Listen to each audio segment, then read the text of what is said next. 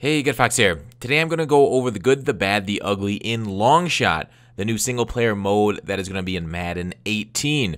All right, we'll just start off right away with the good. These are the trailers that I put in the background before I get started, of course. Need a little intro.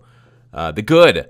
People are going to really like it. It's a Telltale-like game with what I'm assuming is a classic story of rags to riches and overcoming adversity from what I'm guessing is the death of his father.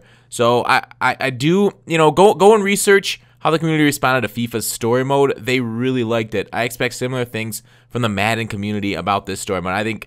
I do think that's going to be the biggest selling point. People are going to enjoy their time in the mode.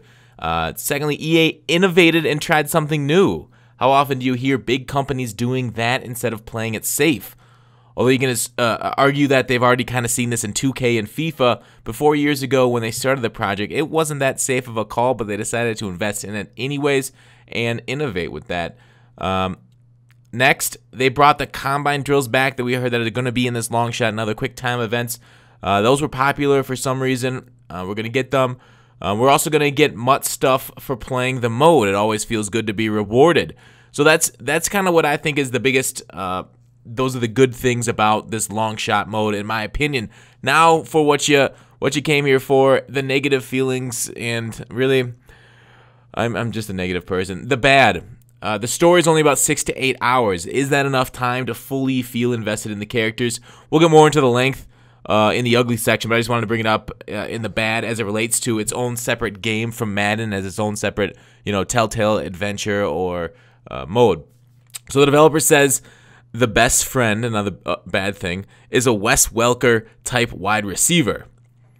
Must be a real gym rat. Not really athletic, but tries really hard. That kind of guy. Pull himself up by his bootstraps type of wide receiver. Just feels a little bit like EA stereotyping white wide receivers. I'm just kidding. I don't really care. I don't think this is another bad thing that I don't think you're going to have dialogue choices that will have too big of an impact on the final story. Maybe it'll get you a few extra dialogue choices along the way, but I don't see Madden having a created ending. Like something that they've put into the game, actually, of you and your buddy working at McDonald's or slinging a rock in the corner. So the choices, just like the game mode, are essentially on rails and with some other options. Next, in the bad section, it's fictional.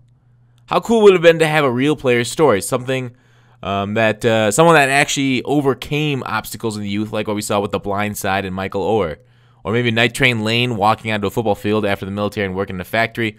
Or even Kurt Warner bagging groceries.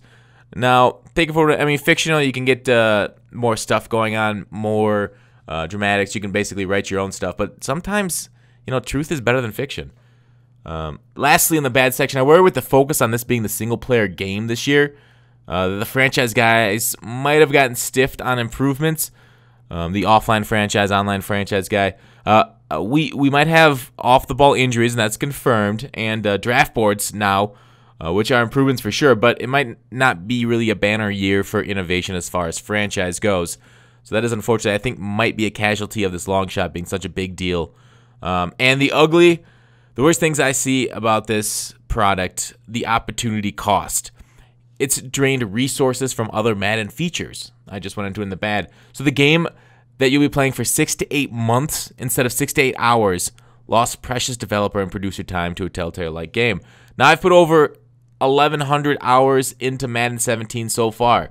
Is the opportunity cost of them putting a ton of resources into a story-like mode, a movie basically, that I'll play for less than like 1% of my game time, worth it over their overall gameplay and franchise improvements, their MUT improvements? Think about everything you've dreamed of in Madden, all your dollars from the game to the pack sales. Take half that and devote it to this movie in the game. Is that worth it to you?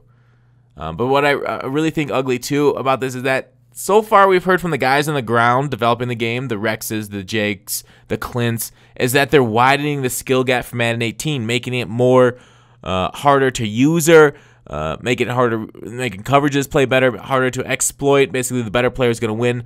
They're going to try to get that as close to 100% as possible. Well, this mode is the antithesis of that. It's purely quick time events and a way to get your mom into Madden, essentially. It feels like this was just pushed on down from above. And obviously it has been in development for 4 years with a ton of effort devoted to it. I can't imagine it wasn't dictated from on high and allocated the resources based on upper management approval. But it just feels like their messaging is mixed here. They want to make the game cater to the hardcore dudes, but so much of EA's efforts has gone the opposite direction. There seems to be an internal split and struggle in EA, and not everyone is on the same page as to the vision for the future of this game. But that's the ugliest in my opinion. Let me know what you guys think on Longshot. Thanks for watching. Call to action. I'll see you tomorrow.